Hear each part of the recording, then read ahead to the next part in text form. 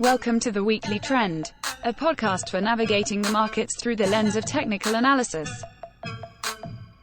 The Weekly Trend podcast is provided for educational purposes only and does not constitute any professional advice. Listeners should not act upon the information or content without first seeking advice from a registered financial planner. Welcome back to the Weekly Trend podcast. Today is January 9th, 2026. S&P sitting at 69.58. My name is Ian McMillan, and today I am joined by Kevin Ferrari. Pretty decent start so far to the year for, well, at least for stocks and some other assets. Anything that sticks out to you as we have completed our first full week of the calendar trading year? I mean, I guess, well, so far today, I guess the candle on the S&P is nice. It'd be nice if we can finally stick like 6,900 somewhere in there and kind of stay above that. I mean, that was a level kind of at the end of last year. Around New Year's, we kind of wrapped around a little bit. So, I mean, it's definitely not going to hurt if we get a sustained move up above that level. But, I mean, gold, silver, really all of your more kind of precious metals, copper, materials just in general, with a really nice start to the year. Yeah, a lot of themes continuing right where we left off. I would certainly put the precious metals in that category. We've had some big moves this week. We really did. Tuesday through Thursday. There was some corrections in precious metals. I mean, silver was down almost 10% from its Tuesday close to its lows yesterday. But back to what would be closing on the highs for the week. We close here. I would also put aerospace, interestingly enough, in that same category. It's very, very strong theme. 2025 had some volatility this week off of some headlines, but has kind of corrected itself here since yesterday's lows and back to where we started. Yeah, for sure. And I mean, even Russell was a pretty nice start to the year. But I mean, we kind of talked about that in the past. It's really hard to trust, I guess, that since it's failed so many times now. But I mean, looks like a pretty clean breakout. Yeah, so far. And so then the question becomes, okay, what about the relative chart? So absolute chart, I mean, one of the better looking major indices as far as I like to reference the Halloween highs. That's kind of when the November sell-off started. So anytime I'm looking at a chart, I kind of try to pay attention to where it is in regards to it's late October. Might have technically been like the 30th, right? In my mind, I say the Halloween highs. Russell, pretty solid. I mean, got back above, that was early December. That kind of fizzled for a few weeks. And now, once again, I mean, a pretty clean breakout. Again, we don't know where this closes. On the contrary, S&P still kind of hanging around its October highs. We had the breakout when we tried this right after Christmas. That kind of fizzled again this week. A retest, a bounce today. So showing some significance there. The NASDAQ, on the other hand, really not that close to its late October highs. We're still about almost 2% away. So from a relative performance, yeah, definitely the laggard, definitely. It's just so hard. It's so hard to trust Russell. You do have biotech working. Right. Biotech, kind of an interesting look, kind of more so today here. Well, really yesterday. The small cap industrials don't look terrible. They look like small caps. Regional banks are, I don't know, had a good day yesterday.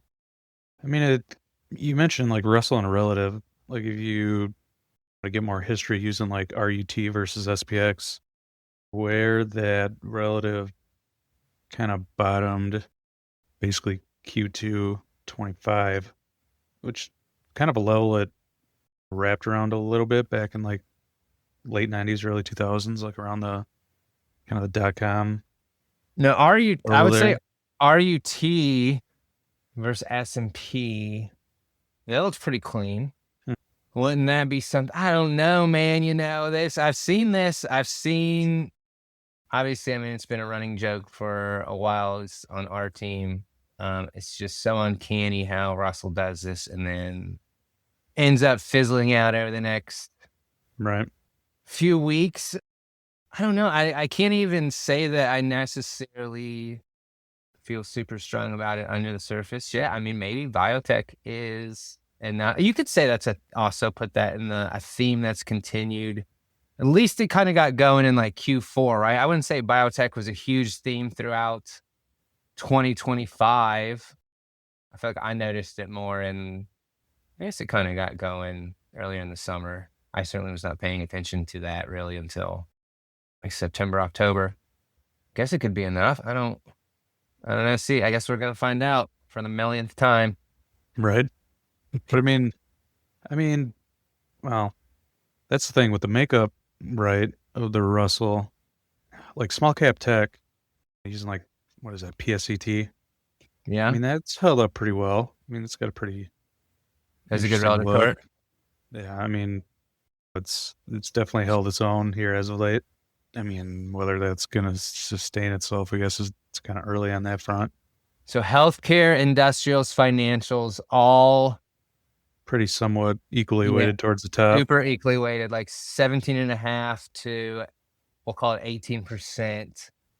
Information tech, 14.5. And then you get consumer discretionary at 9. I mean, we did see XRT break out. XRT had a good day yesterday. That's a pretty decent chart, absolute chart. Like small cap industrials at all-time highs. You Yeah, talk about biotech, that's going to help, right? Like your small cap healthcare, a lot of that's probably biotech.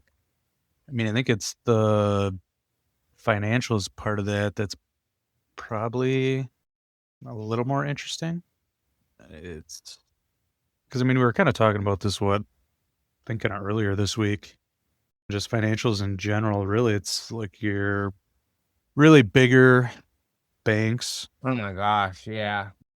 Like Big your bang. JP Morgans, Goldman Sachs, like your bigger European banks, like like an HSBC, Deutsche Bank, like really large institutions. And then like occasionally Bank of America, Citigroup. You should probably put Wells Fargo. It's the big banks look. I don't know, it's financials workbook. I've noticed it just because going through S&P. But yeah, I mean, financials. And then when you look at those two ETFs, so GSIB and then the KBWB or KWBW, something like that. Yeah, KBWB. Yeah, which is like the NASDAQ banking index. Those look way different than KBE or regional banks, KRE. And they have good relative charts. I mean, specifically, one that has been talked about on our team. It's kind of interesting to watch. You do wonder if JP Morgan, for those of you playing at home, if you pull up a JP Morgan relative chart, just really, really fascinating look there. I mean, a monthly relative line chart, I just think looks incredibly clean. I mean, I got to think that plays out now. So when you think about that, I think about that chart, and then I think about, okay, so stocks keep going up. Then you would assume JP Morgan would keep going up more than stocks, quote unquote stocks being the S&P 500. And then you wonder about like JP Morgan. I mean, it's not like JP Morgan's absolute chart is setting up nicely for an entry. and oh, look, this is matching up perfectly. We're getting right. That's, as a technician, you see the relative chart maybe coming out of a nice big base, and then maybe also the absolute chart is as well. That's not what's happening here. I mean, JP Morgan off the COVID, or sorry, not the COVID lows, but the tariff tantrum lows, already up 63%. So this is something you kind of gotta Yeah, a lot of those figure if banks you, really have kind of a similar look. It'd be pretty tough to really catch that now at this point. one of those situations where if you think stocks are going to go higher over the next 2 to 6 years, maybe you're in, and it's not about the beauty of the entry. It's just being involved. Yeah, more so working off the relative look than you are the absolute for the most Yeah. part. Mm-hmm. Which I feel like has happened more and more. I feel like that has been the case, especially throughout Q4. Mm-hmm. And especially when you or David, I got through workbooks. I mean, I know personally, I feel like, whether I'm doing this consciously or not, but repeating the phrase, great relative chart, I don't know how. I mean, I know how you can get in. I'm just saying it's not using some type of horizontal level. Right. I know you can get in. I mean, you can get in JP Morgan as long as you're above 320. I think you're fine. It's just not the most. It's a very short term entry point in the grand context of the trend. Mm-hmm. I mean, ideally, you were in JP Morgan January 2024. That was a much bigger, like, multi-year. I mean, it was just getting above its 2021 highs. It is 100% since its breakout in January 2024, doubled from about $165 to $330. Yeah, and I would think that's got to be right, like a, I don't know, phenomenon, if you really want to call it that, right? As you get further along within like these broader market uptrends, right? I think it's probably got to be more natural just to have to almost rely on some more relative entries than the absolutes. Because I mean, after a multi-year uptrend, right? I mean, it's got to be pretty tough to find some real nice, clean, big based like absolute entries at that point. You really are not now, right? And then that comes with your conundrum, is that you'll say, okay, well, it would be nice if, the market reset, right? People like to see Right. that, and that, maybe the market could reset and get some better entries, whatever Mhm. that means. Of course, no one's ready to jump on stocks after a market's in a 10% correction. At least from a technical perspective, the way we look at charts, it's hard to.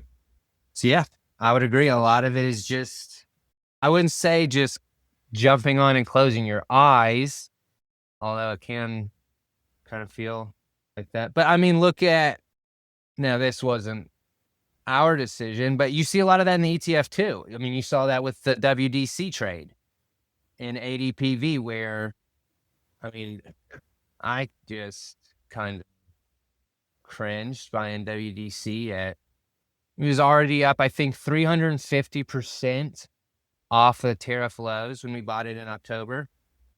It went up another 50%. So that is, I think, a pretty good example of the market we continue to be in.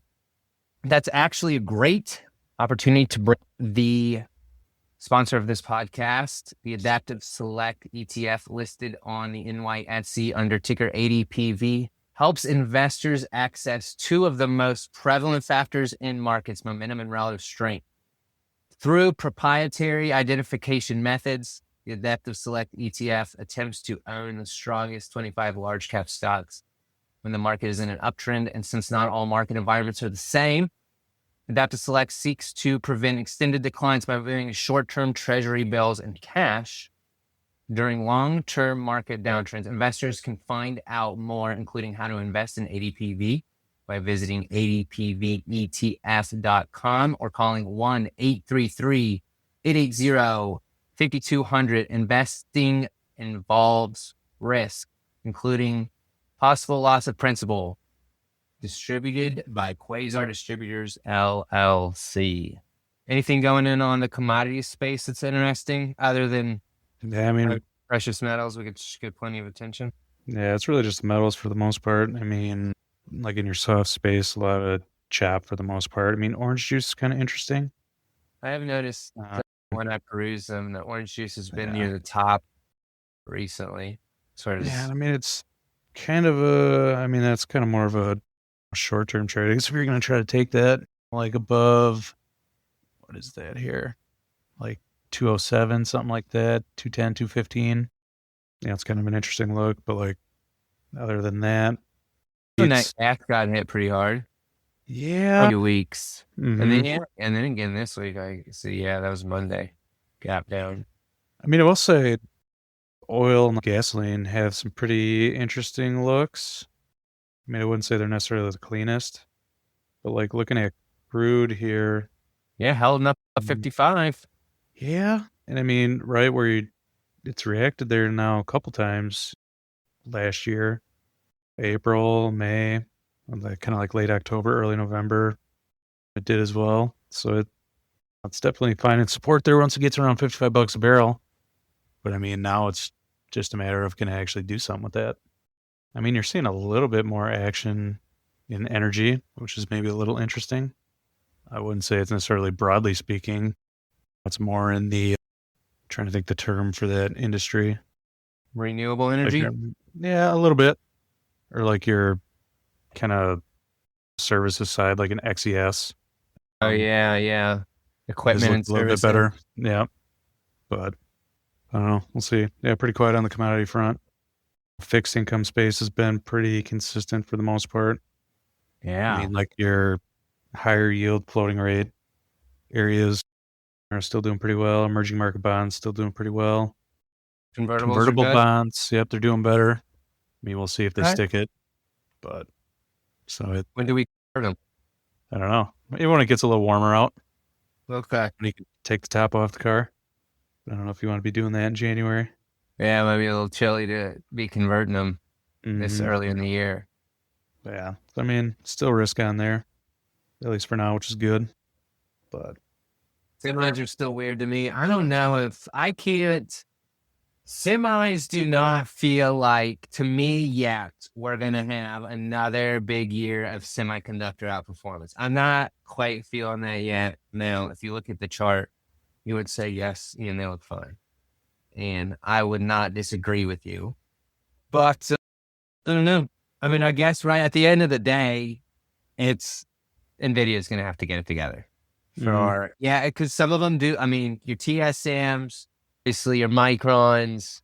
I mean, yes, there are ones that look just fine. But I'm talking about being allocated semiconductors, broad basket semiconductors, whether you want to use SMH stocks, they both look good. SD, the 2X still, I don't know.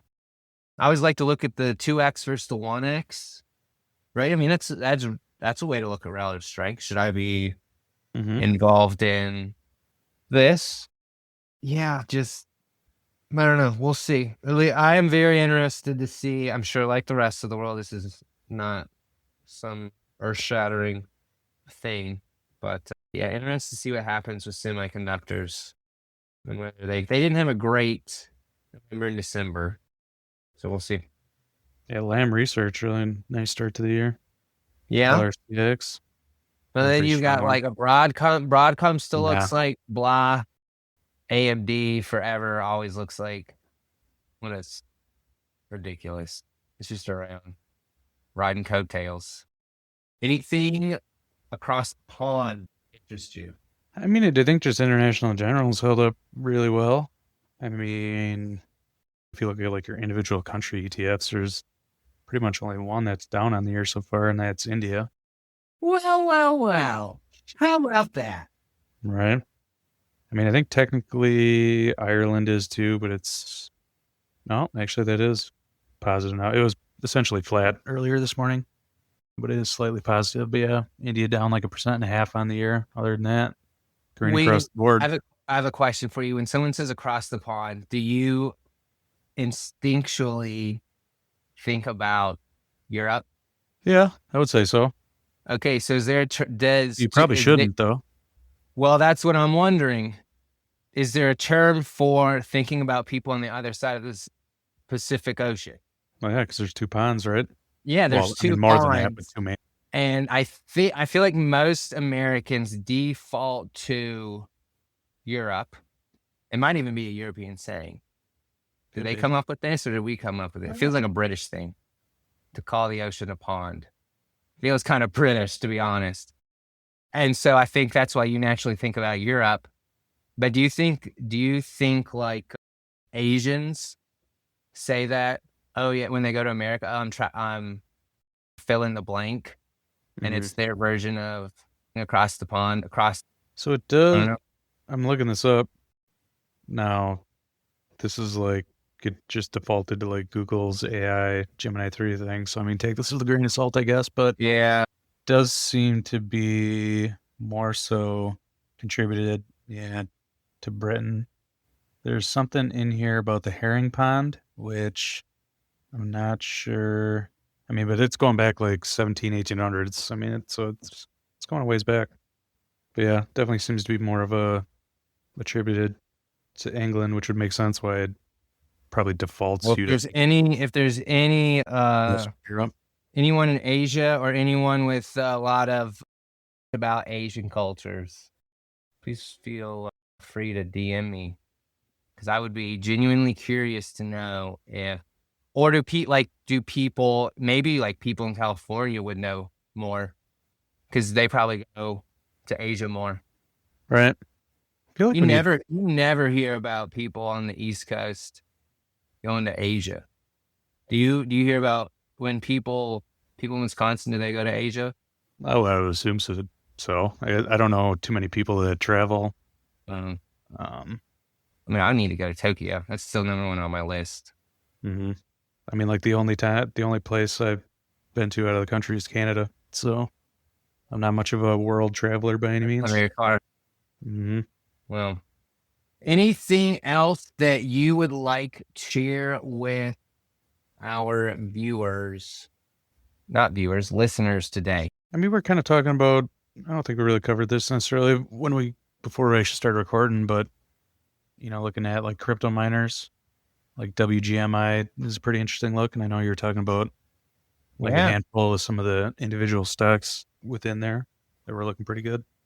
I think that's interesting you brought that up. I used to kind of, right or wrong, kind of defaulted that, oh, if MSTR look good, then they probably all look good. And if MSTR look bad, they probably are look bad. But much to my surprise, there certainly seems to be some decoupling around there.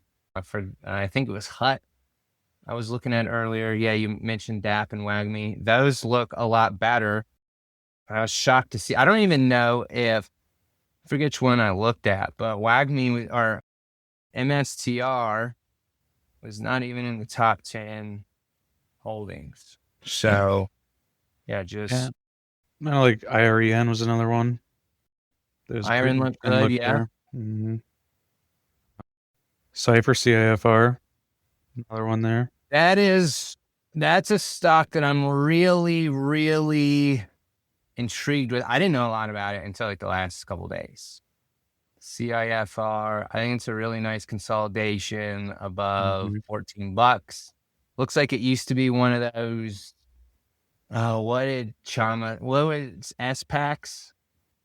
No, SPACs. Yeah, SPACs. Oh, yeah.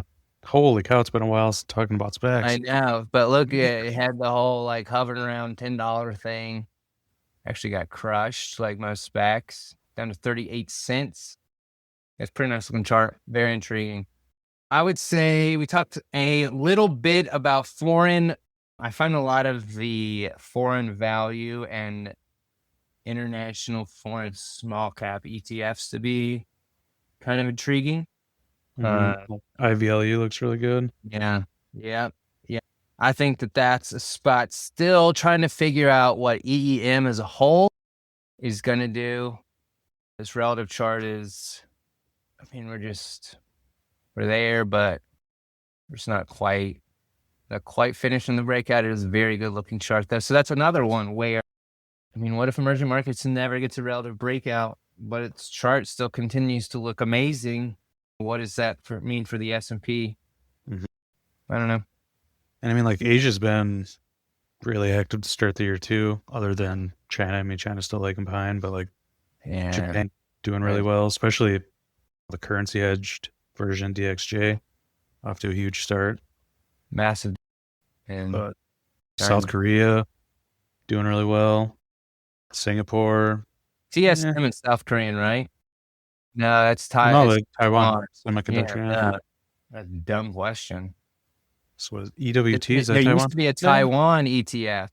Yeah, EWT. Yeah, EWT. It's still around, right? Yeah, it's holding up. Yeah. But I would say South Korea, Japan, probably the strongest two. Oh, South Korea got Samsung. It's the big one. And they have Honda. That's what you're thinking of? Yeah. That's what I'm going to say to play it off. Yeah, I was thinking of Samsung. Samsung, Taiwan Semi. Yeah, and like Latin America using ILF. I mean, if they can get above like 32.50, I mean, I think Argentina looks intriguing. I think it is below a relative 200. No, it's right above. Okay. I was watching this. I put this on my watch list this morning. Argentina looks very intriguing. Had that gap, that big gap back late October, on the 27th or something. Yeah, Monday the 27th. It's consolidated. Had a pretty good had a good 2024. 2025 was kind of fell apart in the second half of the year. Yeah, like So Germany, EWG, like, I mean, really today, like up above, like, well, I guess you get 43 round numbers. Kind of an interesting look there. Yeah, relative chart kind of looks like it's trying That's to. the thing. With like a lot of these, right, international areas, they're definitely not the cleanest looking relative charts, so that can kind of complicate the decision making there a little bit. China, man, China just doesn't do it. Doesn't do it for me yet. No. I mean, VEU versus SPX. I mean, I think you guys kind of talked about that last week. I mean, it's tight. I mean, Japan's not bad. Japan's whole, I mean, yeah, if you get a gap from DXJ today. Oh, yeah. Yeah. What's the hedged one looks pretty good. But the Nikkei looks very good. That's a pretty good chart. Relative chart's been consolidating for about 2 months. I guess so is the absolute chart. Yeah, Nikkei stays above 51,000. I mean, that's what we've been saying for weeks. I know you have been, Dave has been, lots of attention on the Nikkei, 51,000, super important spot. Been dreaming about it. Right. That's all I think about Nikkei, 51,000. My kid napped about it. Do they all the time? Dad, are we still above 51,000? Yes, sir. Daily updates at the dinner table? We can start doing our prayers in Japanese. Give it a little extra boost. Yeah. Just putting positive energy out there. Got to do it sometimes. All right. Anything else before we conclude this week's episode? I don't think so. I mean, putting out a pretty nice candle on the S&P so far today, knock on wood. I just knocked. Good. Because usually when I say it, it's usually about the last time. It's pretty much top for everything when I talk about it. You heard it from the man himself. Pretty nice weekly candle on the S&P 500. I love being able to say that going into the weekend. I know. It makes the weekend a lot better all around. But yeah, it does. Well, take care. If you have time, please give us a ranking on your platform of choice, and we will see you next week. Have a great weekend. Have a great weekend, everybody.